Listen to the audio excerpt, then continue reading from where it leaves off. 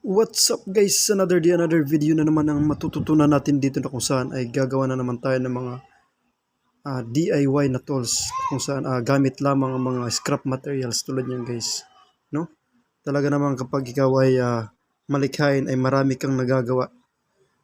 No? Ng mga tools na kung saan ay hindi mo na kailangan pang bilhin sa labas. Kung may mga gamit ka lang, napakadali lang yan guys. No? Tulad yan, ano kayang gagawin dito? Yan, no? Okay, so gamit ang mga bakal, ang mga yan, so wewieldingin niya. Okay. Yan, so patungan pala ng mga kaldero. Okay, so napakagaling talaga. Ito naman guys, tingnan natin kung anong gagawin dito.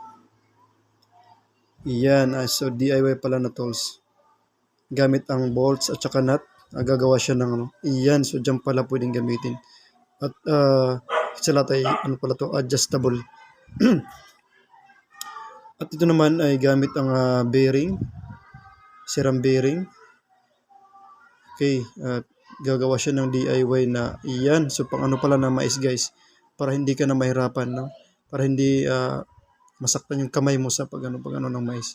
So napakadali lang talaga. At iyan naman ay iyon.